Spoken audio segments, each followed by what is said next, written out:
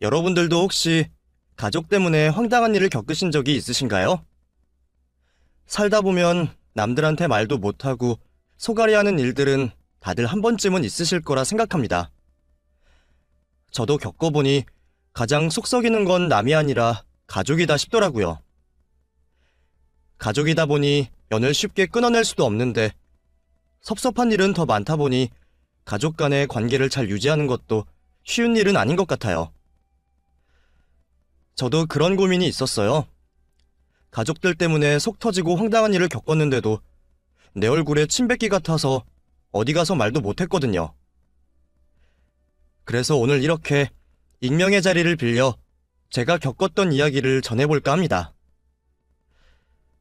저는 평범한 가정에서 태어나 대학 졸업 후 직장 생활을 하다가 저희 남편을 만났어요. 지인의 소개로 만나서 3년 정도 연애를 했던 저희는 30 초반 나이에 결혼을 하게 되었습니다. 동갑내기 부부였기에 유독 잘 통했던 저희는 결혼을 한 뒤에도 별탈 없이 결혼 생활을 유지했죠. 엄청나게 금슬 좋은 부부는 아니었지만 친구처럼 적당히 티격태격하기도 하고 정답기도 한 보통의 부부였습니다. 시부모님도 그저 평범한 시부모님이라 며느리를 딸처럼 생각은 안 하셔도 무리한 시집살이를 시키시거나 크게 힘들게 하시는 분들은 아니셨죠. 그런 저희 집안의 가장 특이한 사람은 다름 아닌 저희 형님이었어요. 돈 많은 친정 덕분에 평생 아쉬울 것 없이 살아온 형님은 늘 여유 있었고 뭐 하나 모자란 사람이 아니었습니다. 그런 여유로움 때문이었는지 별다른 걱정 없이 살아서 그런지 성격도 조금 쿨하고 뒤끝없어 보이는 그런 스타일이었죠. 결혼할 때 아주버님 대신 집을 해오셨던 형님이라 시부모님도 그런 형님을 조금은 어려워하셨어요. 그래서 형님은 시댁에 오더라도 선 하나 까딱하는 법이 없으셨지만 그에 비해 저는 괜히 시댁이라고 시키지 않아도 눈치를 보곤 했어요. 저는 시집 올 때 크게 해온 것도 없었고 형님처럼 신정이 넉넉한 편도 아니라서 손 하나 까딱 안 할 수가 없었거든요. 적당히 시부모님 눈치 보고 비위 맞춰드리고 며느리 노릇도 알아서 잘 해야 했죠. 그래서 가끔 보면 쉬는 형님 대신 혼자 일하는 제가 시댁 도우미로 온 건지 며느리인지 싶었지만 돈으로 며느리돌이 하시는 형님과 달리 저는 몸으로 때워야 한다 생각했어요. 그래서 제가 보기에도 그런 형님 팔자는 참 편하고 부럽다 싶더라고요. 그런데 그런 형님에게도 딱 하나 아쉬운 일이 있었습니다. 모든 걸 가진 형님이 가지지 못한 유일한 하나는 다름 아닌 아들이었어요. 저보다 먼저 시집 오셔서 일찍이 출산도 하셨던 형님은 그 사이 제가 아들 둘을 낳을 동안 딸만 셋을 낳으셨습니다. 딸을 셋씩이나 낳으신 것도 전부 아들 하나 가져보겠다고 그러셨던 거죠. 제가 듣기로도 형님이 그동안 아들 하나 낳겠다고 별별 일을 다 하셨다고 들었어요. 온갖 미신에 시술에 한의원에서 아들 낳는 약이라며 보약도 몇 채 지어먹고 아들 낳는데 좋다고 삼시세끼 고기만 먹고 사신 적도 있다고 하더라고요. 같은 여자인 제가 봐도 진짜 대단하다 싶을 정도로 노력을 하셨는데도 형님은 아들을 낳지 못하셨습니다. 반면에 저는 첫째를 아들을 낳고서 둘째는 딸을 바랬는데도 둘째까지 아들을 낳고 말았습니다. 내심 딸을 바라던 저희 부부라 조금 아쉬운 마음도 들었는데 시부모님은 아들이라 더 좋아하셨어요. 그러면서도 형님이 장남을 낳지 못하신 걸 아쉬워하셨죠. 그래, 수고했다. 네가 내 길을 다 살려주는구나. 근데 참 무슨 이런 일이 있는지 어찌 하나는 딸만 낳고 하나는 아들만 낳는다니? 너 이러다가 셋째도 아들인 거 아니냐? 이럴 거면 둘이 섞어서 낳았으면 딱 좋은 건데 말이야.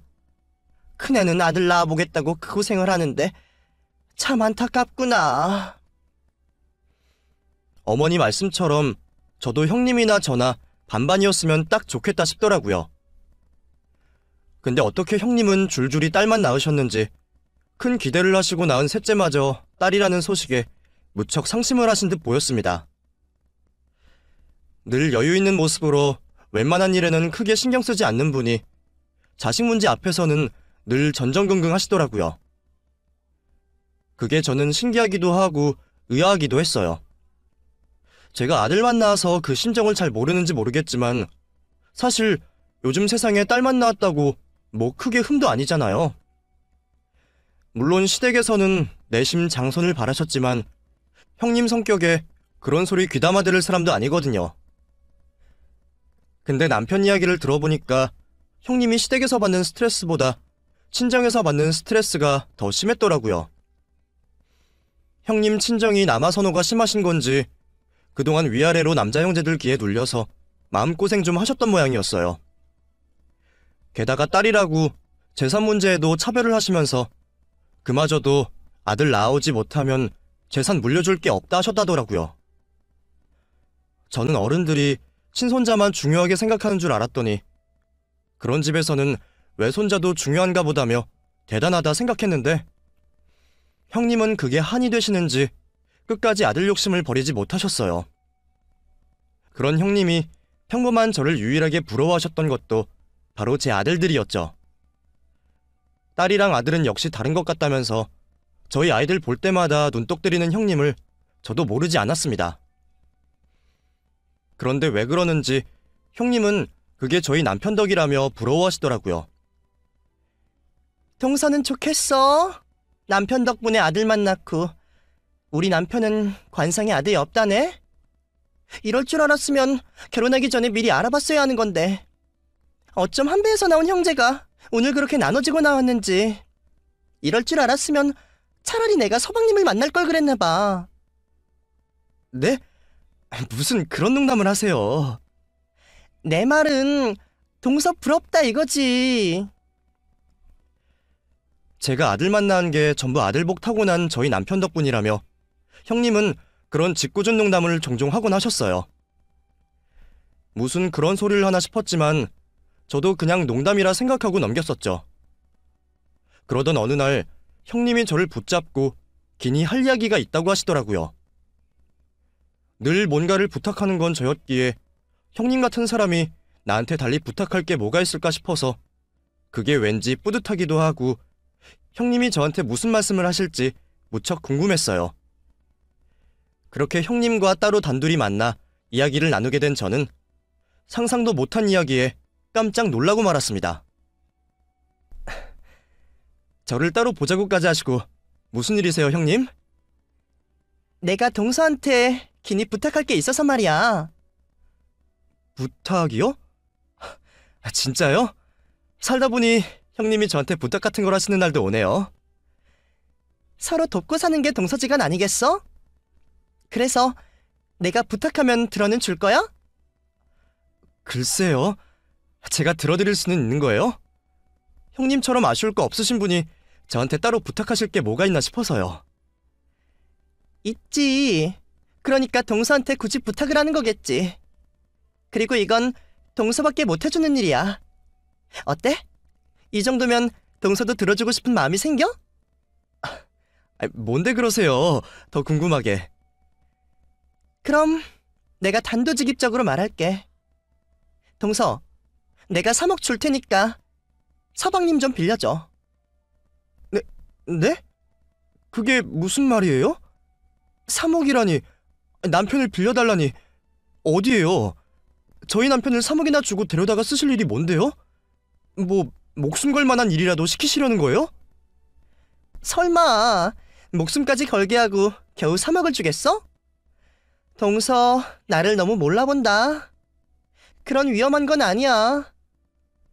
그럼 뭔데요? 3억이나 주고 시키실 일이. 내가 뭐 때문에 스트레스 받는지는 동서도 잘 알지? 그리고 내가 동서 부러워하는 것도.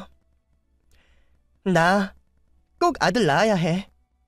그러니까 서방님 좀 빌려줘. 얼굴색 하나 바뀌지 않고 하는 형님의 말에 저는 너무 놀라서 어버버거리며 대꾸도 제대로 하지 못했습니다. 3억이나 주면서 남편을 빌려달라 그러더니 아들을 낳기 위해 내 남편이 필요하다는 게 무슨 말인가 싶더라고요. 무슨 헛소리인가 싶었던 제 표정을 보더니 형님이 저를 이해시키기 위해 더 설명을 하셨지만 그 설명 역시 제가 받아들일 수는 없었습니다. 그냥 씨앗 좀 빌려달라는 거지. 나 마지막 기회로 인공수정이라도 할 생각이야. 서방님은 그때 필요한 거고. 우리 남편은 무슨 일인지 아들을 못 가져. 근데 서방님은 다르잖아? 이게 무슨 해괴한 소리인 건지 저는 형님이 제정신으로 하는 말인가 의심부터 들었습니다. 아들 가지겠다고 딸만 셋씩이나 낳으면 애 낳는 건 알겠다지만 아무리 아들을 갖고 싶다고 자기 시동생한테 그런 부탁을 하는 사람이 어디 있겠어요? 정자은행 같은 것도 있고 모르는 사람들 정자로 임신도 한다고 하니 저희더러 정자만 빌려달라고 하는 건 괜찮다고 생각하는 건지 몰라도 저는 도저히 그 말을 받아들일 수 없었습니다. 차라리 남이면 낫지 저희 남편 정자 빌려서 형님이 임신을 하시면 그게 저희 애인지 시조카인지 분간이나 가냐는 말이죠. 형님은 법적으로 다 가능하다며 저를 설득했지만 저는 이론적으로 법적으로 가능한 걸 떠나서 도의적으로 안 된다는 말이었어요. 나더러 그런 애 낳은 형님을 어떻게 보고 살으라는 건지 멀쩡한 아주머님이랑 딸들 두고 이게 무슨 생각인가 싶더라고요. 제가 반대 입장이라고 하더라도 나는 그런 생각은 못할 것 같은데 뻔뻔하게 저런 생각을 하면서 심지어 3억이라는 돈으로 그런 큰일을 해결을 하려는 형님의 행동이 도저히 이해되지 않았습니다. 그래도 동서지간이니 미친년이라고 쌍욕은 못했지만 속으로는 몇십 번도 욕을 할 수밖에 없었어요. 진짜 아들 못 낳아서 스트레스로 돌아버린 건 아닌가 싶을 정도로 어이가 없었죠. 그딴 돈 필요 없다고 내 남편 빌려줄 일이 없으니까 다시는 그런 말도 꺼내지 말라며 화를 내고 돌아온 저는 무슨 일로 형님을 만났는지 궁금해하는 남편에게 형님이 했던 말을 고스란히 전해주었습니다. 제가 제 입으로 말을 하면서도 남사스럽고 어이가 없어서 제대로 말을 전할 수도 없겠더라고요. 그런데 이런 말을 하는 형님이라는 사람은 어쩜 눈 하나 깜짝하지 않고 할 수 있는 건지 별나도 너무 별난 형님이 이제는 제정신이 아닌 것처럼 생각될 수밖에 없었습니다. 뭐? 3억? 와, 형수 정말 대단하다. 역시 난 사람은 난 사람이야. 그치? 우리랑은 생각하는 결이 다르네. 지금 그런 소리가 나와? 내가 그 얘기 듣고 얼마나 기가 막히고 황당했는지 알아? 처음에는 너무 놀라서 화도 못 냈다니까? 뻔뻔하게 3억 줄 테니까 당신 한 번만 좀 빌리자 그러는데 사람을 뭐로 생각하나 싶더라고. 우리가 그 돈 없으면 죽는 것도 아니고 어떻게 남의 정자 빌려달라는 소리를 그렇게 쉽게 해? 그것도 자기 시동생한테? 형님은 뭐 돈이면 다 된다 생각하는 모양이지? 내가 정말 기가 막혀서 욕이라도 해주고 싶었어.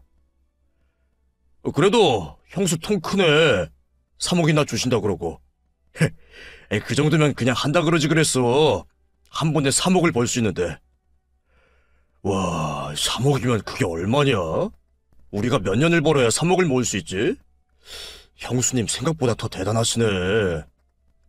미쳤어? 지금 3억이 중요해? 그래서 당신은 3억 주면 그런 짓도 할 수 있겠다 이거야? 당신까지 왜 이래 진짜? 어떻게 나를 두고 그런 소리를 할 수 있어? 누구는 그런 미친 소리 듣고 와서 열받아 죽겠는데 당신은 지금 나 혈압 더 올리려고 그러는 거야? 호떡집에 부채질하는 거야 뭐야? 아니, 나도 그냥 해본 말이지. 왜 그렇게 화를 내? 제가 열받아 죽으려고 하는 게 장난인 줄 아는 건지 남편은 3억이라는 말에 솔깃해서 말도 안 되는 그 일에 관심을 가지려고 하더라고요. 어차피 형제끼리인데 뭐 어떠냐면서 말이죠. 적어도 남편은 내 편을 들 줄 알았는데 돈 앞이라 그런지 그런 정신 나간 이야기에 맞장구를 친다는 게 너무 어이없었습니다. 당신 혹시라도 그 얘기에 관심 가지고 솔깃할 생각 하지도 마. 그런 일 앞으로 입에 올리기만 해도 나 가만히 안 있을 거야. 만에 하나라도 나 몰래 그런 짓 하면 어떻게 될지 알지? 나 우리 애들 데리고 이혼할 거니까 적당히 해. 나도 그냥 농담이라니까 그러네. 화 풀어 여보. 남편도 농담이라고는 했지만 저는 그런 농담을 듣는 것조차 불쾌했어요. 그래서 혹시나 그런 일이 있으면 이혼할 거라고 엄포까지 놓았죠. 얼마나 화가 났는지 저는 그 일로 괜히 남편과 일주일 동안 냉전 상태를 유지할 수밖에 없었습니다. 그게 다 미친 형님 때문이라는 생각에 당연히 형님에게 원망이 들었던 저는 아무리 생각해도 형님을 이해할 수 없어 그 일로 형님과 더 멀어지며 거리를 둘 수밖에 없었습니다. 어쩔 수 없이 시댁에서는 마주쳐야 했지만 제가 일부러 둘이 있는 자리를 피해버리고 형님과 따로 말도 안 섞었거든요. 그런데 2년 뒤 형님이 갑자기 시댁에 좋은 소식을 들고 왔습니다. 이제 정말 마지막 기회라며 임신을 하셨다고 하더라고요. 아무리 돈 많고 여유도 있다 그래도 어떻게 자식 넷을 낳아 기르나 싶은데 아들을 낳겠다는 각오가 대단한 건지 겁도 없이 넷째를 임신한 형님이셨습니다. 그러다가 이번에도 딸이면 어쩌려고 그러나 싶은데 무슨 이유인지 몰라도 형님은 아직 태어나지도 않은 그 아이가 아들일 거라 확신을 하시더라고요. 이번에는 분명 아들이야. 정말 확실해. 병원에서 확인받기 전부터 아들이라 확정하는 형님을 보며 저는 의아했지만 그만큼 간절해서 그런가 보다 생각하며 대수롭지 않게 생각했습니다. 그리고 얼마 뒤 저는 출산을 했다는 형님 소식에 인사를 하러 병원으로 향하게 되었습니다. 시부모님은 새벽부터 달려가 계신 탓에 아침에 이야기를 들은 제가 더 늦장을 부릴 수가 없었어요. 저는 당연히 남편과 함께 병원으로 가려고 생각했죠. 근데 이놈의 남편은 같이 가자는 말을 들어놓고도 연락이 되지 않는 겁니다. 친정일도 아니고 시댁일에 그것도 제가 껄끄럽게 생각하는 형님의 출산 축하 자리에 간다는데도 저를 혼자 보내려는 건지 연락도 안 되고 기척도 없는 남편 때문에 저는 출발 전부터 이미 기분이 상한 상태였어요. 하지만 연락이 안 되는 남편을 하염없이 기다릴 수도 없었기에 저는 혼자서라도 병원으로 향할 수밖에 없었습니다. 임신 초기부터 아들일 거라고 확신을 하고서 임신 기간 내내 무조건 아들이라며 말하던 형님의 예상이 맞았을지 저도 무척 궁금했어요. 형님이 아들을 낳던 딸을 낳던 제가 상관할 일은 아니지만 같은 엄마 입장에서는 만약 이번에 막내가 아들이 아니라면 형님도 더 이상 임신은 어려우실 텐데 싶어서 신경이 쓰였습니다. 게다가 또 아들 출산에 실패해서 몇 년 전 그때처럼 저한테 이상한 요구를 한다면 그것도 그것대로 곤란하다 싶어 차라리 아들이기를 바라야겠다 싶었죠. 궁금한 마음에 미리 가셨던 시부모님에게 먼저 여쭤볼 수도 있었지만 그랬다가 혹시나 아들이 아니라 또 딸이라고 하면 괜히 불난 집에 부채질하는 꼴이 될까봐 선뜻 말을 꺼낼 수도 없었어요. 어차피 가면 알게 될 거다 싶어 저는 서둘러 발걸음을 옮겼습니다. 늘 고급으로만 입고 먹는 형님 취향에 맞는 선물이 뭘까 적당하게 고르다 보니 시간이 훌쩍 지났더라고요. 그러는 와중에도 여전히 전화 한 통 없는 남편 때문에 또 화가 치밀었지만 남편과 싸우는 건 집에 돌아가서 하기로 하고 오늘은 형님의 출산을 충분히 축하하려 했습니다. 그렇게 저는 백화점에서 거금 주고 산 과일 바구니를 들고 병원으로 향했습니다. 과일을 사는 게 잘한 일인지 형님한테는 별것도 아닐 텐데 괜히 비싼 돈만 쓰고 구생은 못 맞추는 건 아닌지 고민하다 보니 금방 병원까지 도착을 했죠. 든든한 친정을 둔 형님답게 넷째 아이 출산에도 특시를 쓰시는 형님 덕분에 병실을 어렵지 않게 찾을 수 있었어요. 그렇게 병실로 들어가려 문을 열게 된 순간 저는 출산한 지 얼마 되지 않아 잔뜩 부은 몸으로 아이를 품고 안고 있는 형님과 그 옆에 다정한 모습으로 꼭 붙어있는 저희 남편의 모습을 보게 되었습니다. 마치 두 사람이 아이 부모라도 되는 양 꼭 붙어서 하하호호 아이를 들여다보고 있는 모습에 저는 너무 큰 충격을 받아 그 자리에서 졸도하고 말았습니다. 남편 놈이 하루 종일 연락이 안 됐던 게 이런 이유였구나 싶은 마음에 충격이 더 컸죠. 과일 바구니가 엎어져 비싼 과일들이 뒹구는 꼴을 보며 저는 의식을 잠시 잃어야 했습니다. 사람이 가끔 너무 큰 충격을 받으면 실신을 한다 그러더니 건강체질이라 평생 그런 일 한 번 없었던 제가 그렇게 쓰러질 줄은 저도 몰랐어요. 그 광경이 얼마나 기가 막히고 충격이었으면 제가 그 꼴을 보자마자 기절을 했을까 싶더라고요. 그때 병실 안에서 단둘이 부부처럼 아이를 보듬는 제 남편과 형님의 모습에 저는 기함할 수밖에 없었습니다. 남들이라면 형수님이랑 서방님 사이에 같이 있을 수도 있겠지 생각할지 모르겠지만 저희는 상황이 너무 달랐잖아요. 안 그래도 형님이 저더러 3억이라는 어마어마한 돈을 내밀면서 남편을 빌려달라는 황당무계한 소리까지 했었고 그 일에 돈 욕심이 나서 솔깃해하던 남편이었는데 그 일 때문이라도 저는 두 사람을 의심할 수밖에 없었어요. 그리고 병원에서 얘기도 듣기 전에 무조건 아들이라며 확신하던 형님의 모습이 제게 더 확신을 갖게 만들었죠. 최근 몇 달 동안 일 핑계로 집에도 잘 들어오지 않고 유난히 바빠 보이던 남편의 수상한 행동부터 그날 역시 연락 없던 남편 때문이라도 저는 그 광경이 그냥 넘어가질 수가 없었습니다. 그리고 그런 걸 다 떠나서 애초에 형님이랑 저희 남편이 한 공간에 둘이 있을 수 있을 만큼 가까운 사이도 아니었어요. 평소에 가족들 모임에서도 둘이서는 말 한마디 섞지를 않고 형님이 그동안 장사하는 저희 남편 은근히 무시하고 철없는 동생처럼 생각하는 것도 다 알고 있었으니 그 둘이 다정하게 같이 있다는 건 저한테는 말이 안 되는 일이었어요. 그런데 제가 하필 그런 광경을 목격하고 말았으니 무슨 생각이 들었겠습니까? 그때 제가 기절하기 직전까지 했던 생각은 딱 하나였어요. 아, 기어이 남편 놈이 돈에 눈이 멀어 자기 씨앗을 팔았구나. 그게 아니고서는 남의 자식을 보면서 그렇게 애달고 사랑스러운 표정을 지을 수가 없는 거잖아요. 그래서 저는 놀라움인지 황당함인지 분노인지 몰라도 머리가 삐쭉 설 만큼의 충격을 받고 남의 병실 바닥에 기절할 수밖에 없었던 거죠. 그나마 병원에서 쓰러진 걸 다행이라 해야 하는지 저는 얼마 뒤 형님 병실의 간이 침대 위에서 눈을 뜰 수 있었습니다.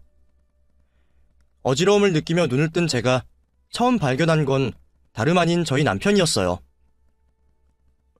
여보, 정신이 들어? 나 알아보겠어? 이게 무슨 일이야 대체? 형수 병문안 와서는 당신이 쓰러지는 게 어디 있어? 내가 누구 때문에 쓰러졌는데 이제 와서 내 걱정을 한 척하는 남편의 가식적인 행동이 저는 치가 떨렸습니다. 내가 아무것도 모른다고 생각해서 이런 가식을 떠는 건지 그 뻔뻔한 연기력이 정말 배우로 당장 데뷔해도 좋겠더라고요. 덕분에 더 열이 받은 저는 혈압이 올라 또 쓰러지려 하는 걸 겨우 버텨내며 남편에게 소리를 지르려 했습니다. 그런데 그 순간 남편 너머로 저를 걱정하는 저희 남편의 얼굴이 또 보이는 게 아니겠어요?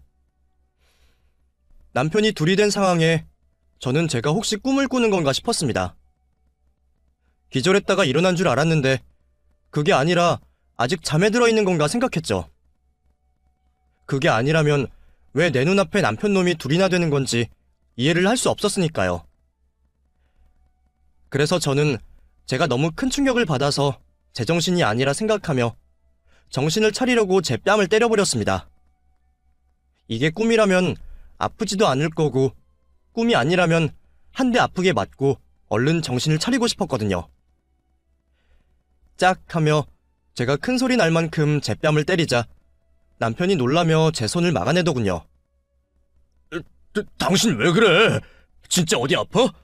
왜 갑자기 자기 얼굴을 때려? 그러지 마. 그러다가 다치겠어. 뭐야, 아프잖아. 그럼 나 지금 꿈꾸는 거 아니야? 이거 지금 현실인 거야? 무슨 말이야? 기절했다가 일어났더니 아직 정신이 없어? 여보, 정신 좀 차려봐, 어? 현실이긴 한데 내가 아직 제정신이 아닌가 보다. 나 당신이 둘로 보이네? 내가 당신 때문에 충격을 받기는 많이 받았나 봐. 어이가 없으려니까 진짜. 당신 뭔데 형님이랑 둘이 애 끌어안고 있었어? 그건 또 무슨 말이야? 형수님이랑 내가? 그럴 리가. 내가 기절 좀 했었다고 내가 정신까지 나가 보여서 그래? 내가 누구 때문에 쓰러진 건데? 당신 때문이잖아. 당신이랑 형님이랑 둘이 다정하게 붙어있는 꼴 보고 기가 막혀서. 이러려고 하루 종일 연락도 안 됐냐? 나 속이고 여기 와서 있었어? 왜? 네 새끼 낳은 것도 아닌데 뭐가 궁금해서 여기서 둘이 같이 있었는데. 당신 설마 그런 건 아니지? 진짜 그 3억 탐나서 그런 짓 한 거야? 그래? 여보, 왜? 내 말이 맞아서 당황스러워? 아니라고 잡아떼면 괜찮을 줄 알았어? 결국 제 의심이 맞았던 건지 남편은 따져 묻는 제 말에 대꾸도 제대로 하지 못하고 당황하고 있었습니다.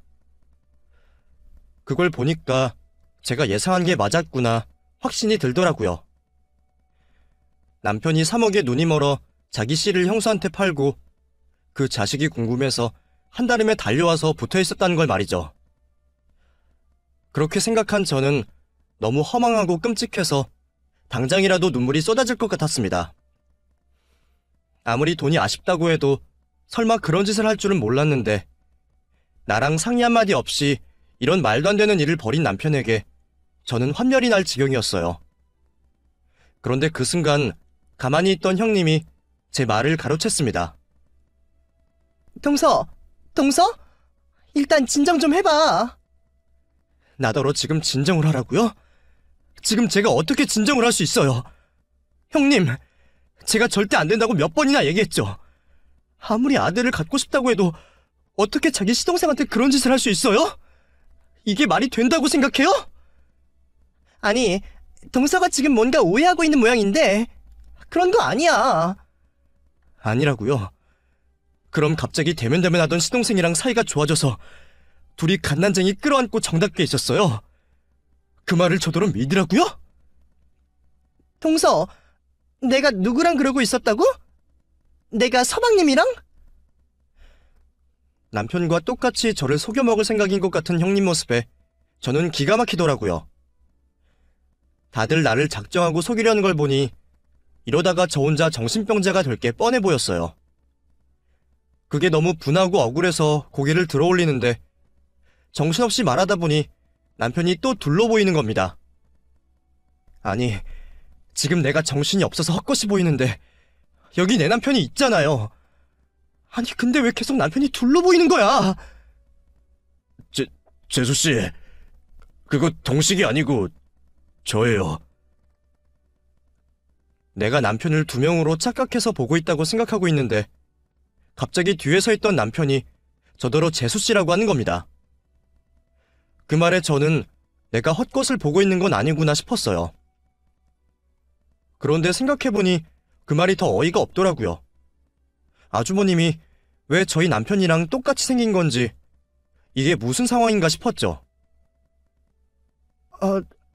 아주버님? 동서, 나랑 같이 있던 사람 우리 남편이었어.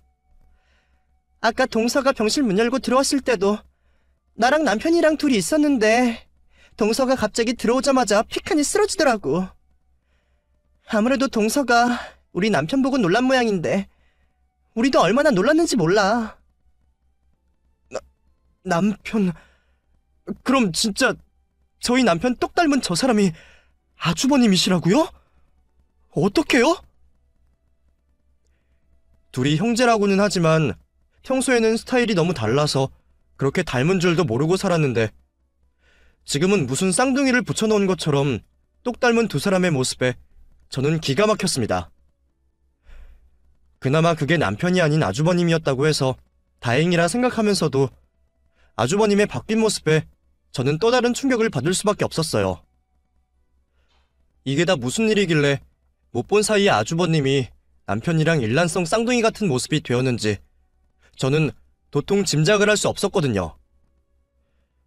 그래도 다행히 저 혼자만 모르고 있던 건 아니었는지 남편도 자신을 닮은 형의 모습에 당황스러워하고 있었습니다. 그러게, 이게 대체 무슨 일이야? 형, 살이라도 뺐어? 뭘 어쨌길래 갑자기 나랑 얼굴이 똑같아진 거야? 나도 진짜 귀신 보는 줄 알고 깜짝 놀랐잖아.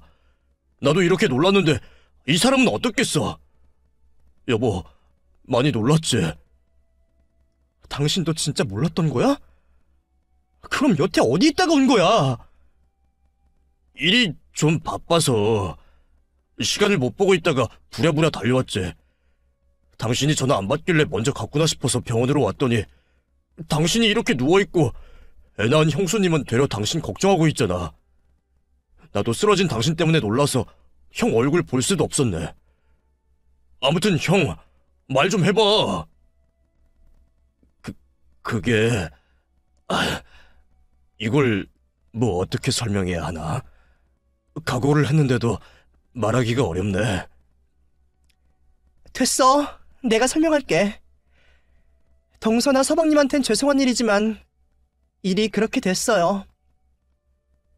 뭐가 그렇게 됐다는 거예요? 설마 아주버님 얼굴 저렇게 된 게 형님 작품이에요? 미안해, 동서. 동서가 남편은 못 빌려준다며. 그러니 나도 다른 방법을 찾아야지 어떡해. 서방님 얼굴이 아들복 많은 관상이라니까 씨앗 대신 얼굴 좀 빌렸어. 뭐라고요? 얼굴을 빌려요?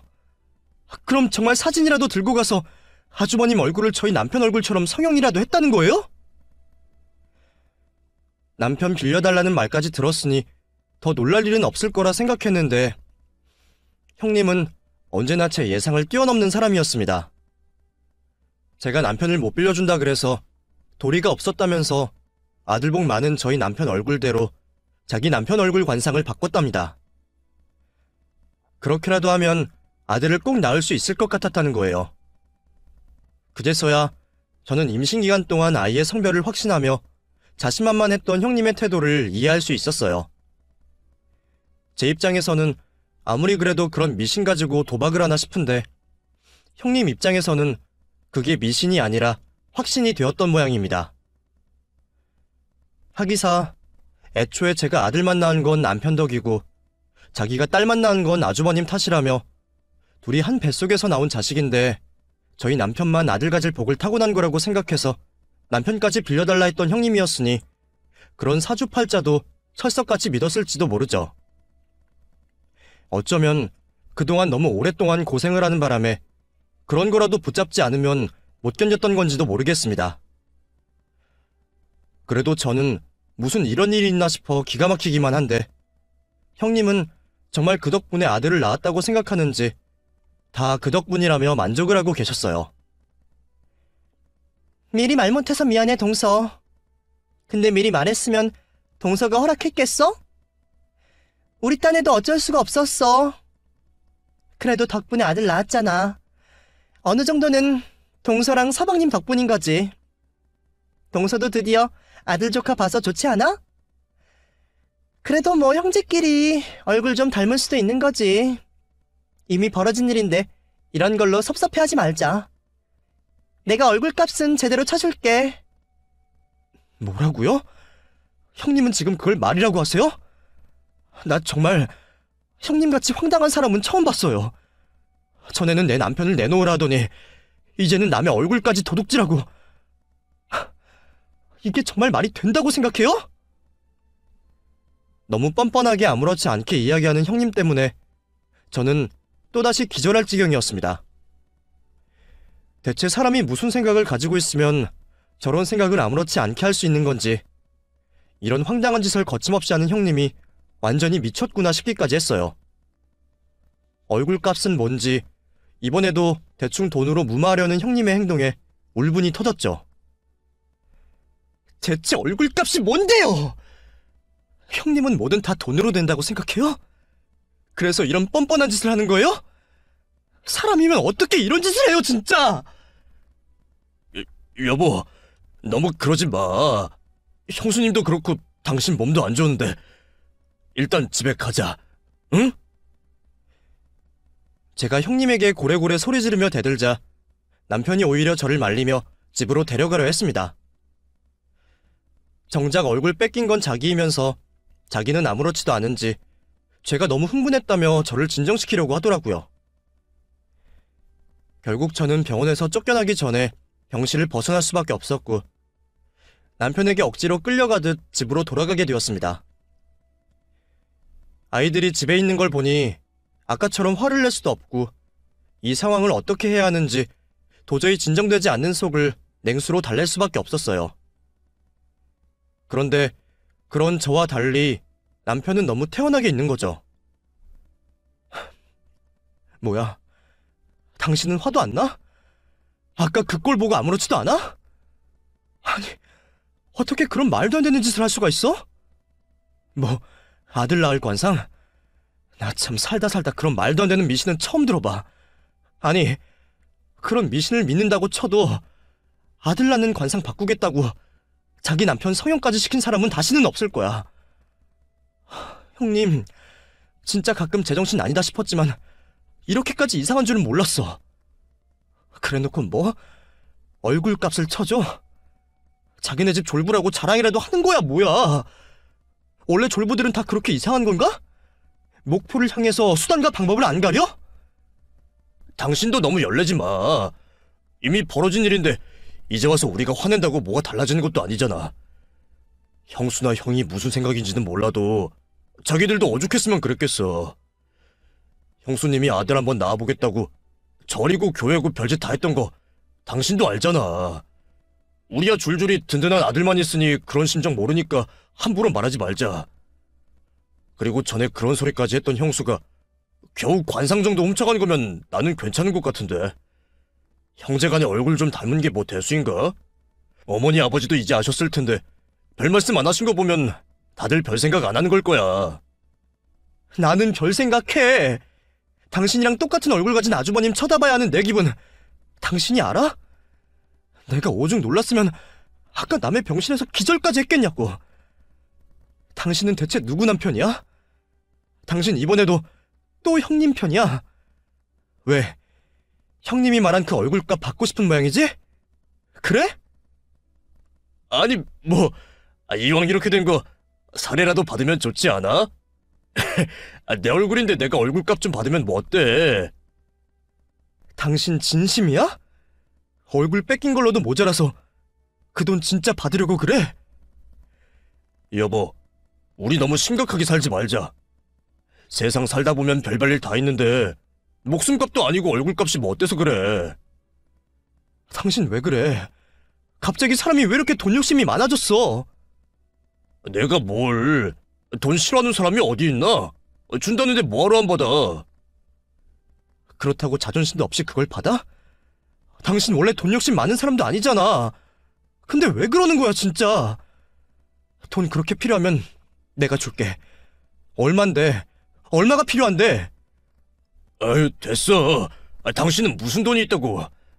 그래 당신 무슨 말인지 알겠어. 그 돈 안 받을 테니까 화 풀어. 응? 그래도 이미 엎어진 물인데 우리가 열낸다고 좋을 것도 없잖아. 그냥 불쌍한 처지 이해해주고 말자. 그렇게 싫으면 형수 안 보고 살면 되지 뭐. 남편이 그렇게 수습해서 겨우 마음을 풀기는 했지만 저는 또 기분이 상할 수밖에 없었습니다. 별 말씀 없으시던 시부모님마저도 형님 편을 드셨거든요. 어머니, 이건 정말 아니지 않나요? 이대로 넘어가실 거예요? 그래, 둘째 네 심정은 이해한다. 우리도 걔 얼굴 보고 얼마나 놀랐다고. 근데 걔들도 오죽하면 그랬겠냐. 그동안 나 때문에 큰애 고생이 얼마나 많았어. 하물며 친정에서도 아들 못 낳았다고 그런 수모를 겪었는데 걔가 얼마나 아들을 갖고 싶었으면 그랬겠어. 그러니까 기막혀도 우리가 조금 이해해주자. 그래도 덕분에 좋은 소식 있었잖니, 어? 남편이나 시부모님들이나 왜 다들 이 일을 아무렇지 않게 생각하시는 건지 이해가 되지 않았어요. 정말 내가 속이 좁아서 이러는 건가 생각할 정도였죠. 남편 말대로 제가 열을 낸다고 이제 와서 상황을 돌이킬 수 있는 것도 아니고 못 본 꼴이 되는 것도 아니지만 왠지 모를 찝찝함이 남을 수밖에 없었습니다. 그런데 그런 제 속은 아무도 몰라주는 건지 다른 식구들은 전부 형님이 낳은 늦둥이 아들 소식에 행복한 웃음만 짓고 있었어요. 심지어 요즘 세상에 100일 잔치를 누가 한다는 건지 시댁 식구들 다 불러 100일 잔치까지 벌이더라고요. 당분간은 형님 보고 싶지 않다 싶어서 일부러 시댁도 따로 가고 피해 다녔는데 시어머니가 하도 오라고 당부를 하시니 안 갈 수도 없었습니다. 결국 그렇게 3달 만에 다시 형님을 만나게 되었고 저는 그 옆에 제 남편과 똑같은 얼굴로 서 있는 아주버님을 다시 만날 수밖에 없었어요. 아들 낳았으니 다시 성형이라도 하면 안 되는 건지 보면 볼수록 그 얼굴이 참 적응이 안 되더라고요. 시부모님마저도 달라진 장남 얼굴에 낯설어 하셨지만 그런 불편한 상황들도 귀하게 얻은 어린 장손의 재롱 앞에서는 아무 문제도 아닌 듯 보였습니다. 동서, 아직도 기분 상했어? 이제 기분 좀 풀어. 동서가 그렇게 죽상을 하고 있으면 나라고 마음이 편하겠어? 그럼 형님은 제 입장이면 아무렇지 않으시겠어요? 그래, 동서 마음 알아. 내가 이해 안 되겠지. 뭐 저런 여자가 있나, 저렇게까지 아들을 낳고 싶다 징그러울 거야. 근데 내가 오죽했으면 그랬을까? 이해 좀 해주면 안 될까? 동서야 걱정 없이 아들만 낳았으니 모르겠지만 나는 평생 아들 하나 가져보는 게 소원이었던 사람이야. 덕분에 소원 풀었고 동서 덕이라 생각해. 동서는 내가 믿겠지만 나는 동서한테 고마운 마음 많다니까? 그렇게 말을 하던 형님은 제게 또 돈 이야기를 꺼내셨습니다. 그러지 말고 내가 살해한다는 거 그냥 받는 게 어때? 별일 다 겪고 기분 상할 만큼 상했는데 뭐라도 받는 게 있어야 동서도 괜찮아질 거 아니야. 내가 당장 내일이라도 보답할게. 저번에 말했던 3억이면 어때? 나쁘지 않지? 형님, 진짜 저 끝까지 놀리시는 거예요? 3억이라고 하면 제가 그 큰 돈에 눈이 멀어서 감사합니다 넙적 받을 줄 알았어요? 저 그 돈 안 받을 거니까 더 말도 꺼내지 마세요. 진짜 형님 이런 것 때문이라도 저 앞으로 형님이랑 아주버님 못 보고 살겠네요. 자기한테는 3억이 껌값이나 되는 건지 남의 마음을 돈으로 사려는 형님 태도에 지긋지긋했습니다. 결국 나 정도는 돈으로 정리할 수 있다 생각하는 것 같았거든요. 남의 잔칫날 깽판을 치고 싶지 않아 참아보려고 했지만 참다 울분이 터진 저는 그런 형님에게 냅다 소리를 지르고 남편을 시댁에 두고 혼자 집으로 돌아가 버리고 말았습니다. 영문 모르고 저를 쫓던 남편은 시부모님 품에 안겨 놀고 있던 아들들 때문에라도 저를 쫓아올 수 없었죠. 그런데 얼마 뒤 저는 남편이 제 대신 형님에게 그 돈을 받았다는 걸 알게 되었습니다. 여보, 나 그 돈 받았어. 당신이 먼저 알기 전에 미리 말해야 할 것 같아서 말하는 거야. 근데 그냥 받는 것도 아니고 일종의 위자료 정도로 생각하면 안 될까? 응? 뭐? 당신 미쳤어? 그 돈을 왜 받아? 진짜 당신 왜 그러는 건데? 나한테 뭐 억하심정이니 다들? 나 미치는 꼴 보고 싶어서 그래? 그런 거 아니야. 나 그 돈 진짜 필요했어. 사실 나 그동안 바빴던 거, 나 그동안 가게 일하면서 아르바이트 다녔던 거야. 지금 가게 사정이 너무 안 좋아서 돈이 좀 필요했거든. 그 돈 3억이면 나한테는 목숨값이나 마찬가지야, 여보. 그러니까 이번 한 번만 당신이 나 좀 이해해주면 안 될까? 저는 전혀 모르고 있었던 남편의 얘기에 갑자기 말문이 막혔습니다. 그동안 집에 꼬박꼬박 생활비 가져다주고 별 걱정 없이 놀러다니기에 별일 없는 줄 알았더니 그게 아니라 여태껏 가게일 하랴 아르바이트 하랴 밤낮 없이 혼자 고생을 하고 다녔다는 거예요. 제가 걱정할까봐 그런 사실을 숨기고 혼자 고생을 자처했다는 남편의 말에 저는 더 이상 화를 낼 수가 없었습니다. 다른 것도 아니고 가게 사정 때문에 돈이 필요하다는데 그 돈 벌어줄 수도 없는 제가 남편을 나무랄 수 없었죠. 결국 남편의 사정을 알게 된 저는 어쩔 수 없이 형님 돈을 받기로 했습니다. 이렇게 되면 내가 그 돈 받고 형님네를 용서를 해야 하나 싶어서 찝찝했지만 안 받는다고 달라질 사정도 아니었기에 남편 말대로 좋은 게 좋은 거라 생각하면서 긍정적으로 생각하려 했습니다. 그리고 다행인지 불행인지 남편한테 다른 소식도 전해 들었어요. 그리고 형 얼굴 다 갈아엎은 것도 아니야. 쌍꺼풀은 하기는 했는데 코랑 이마는 필러 맞았고 이마랑 턱에 보톡스 맞은 거 말고는 뭐 별것도 없대. 들어보니까 그런 거는 시간 지나면 다 빠진다며. 아마 시간 지나면 당신도 괜찮을 거야. 그러니까 우리 이제 진짜 그런 건 신경 쓰지 말자. 애초에 기분 나빴던 건 똑 닮은 아주머님 얼굴보다 그런 행동을 한 형님 때문이었지만 대가까지 받은 이상 저도 더는 형님을 나무랄 수 없었어요. 남편 말대로 시간이 지나면 제 화도 가라앉고 언젠가 형님을 이해할 수 있는 날이 오지 않겠냐 생각하며 당장은 저희 식구들과 남편만 생각하기로 했죠. 그렇게 남편은 형님에게 받은 돈으로 상황을 해결했고 덕분에 저희 가족에게도 여유가 생겼습니다. 남편 상황이 그렇게 어려운 줄 몰랐지만 덕분에 직원도 쓰고 집에 오래 붙어있는 남편을 보니 돈을 받기를 잘했다 싶더라고요. 돈이야 빌려달라고 할 수도 있는 거지만 저희도 괜히 빚지는 것보다는 그 편이 나았으니까요. 그래서 저도 남편 말대로 긍정적으로 생각하기로 했습니다. 그 후로 다행인 건지 남편의 사업은 별 무리 없이 잘 해결되어 갔습니다. 물론 한동안 형님과 아주버님 보는 일은 여전히 껄끄러웠지만 1, 2년쯤 지나니 전보다는 낫더라고요. 마음을 내려놓아서 그런지 이해해보려고 노력을 한 덕분인지 이제는 형님이 왜 그렇게까지 했었을까 조금은 이해할 수 있을 것 같았습니다. 생각해보면 형님도 아주 나쁜 마음을 먹고 그런 건 아닐 거라 생각해요. 제가 그 입장이 안 되어봤으니 형님 심정을 다 알 수도 없는 거고 사람이 벼랑 끝에 몰리면 이상한 생각을 하기 마련이니까 가족 간의 그 정도 치부는 이해해야 한다 싶더라고요. 언젠가 저도 벼랑에 몰려 무슨 짓을 할지 모르지만 그때는 형님이 제 사정을 봐주시는 날이 오겠죠. 남들 보시기에는 개판이다 싶어도 식구들끼리는 허물을 덮어주는 거니까요. 그래서 저도 그렇게 생각하며 살기로 마음먹었습니다. 어쩌면 그렇게 미운하고나 이해할 수밖에 없는 게 가족이 아닐까 싶기도 하네요.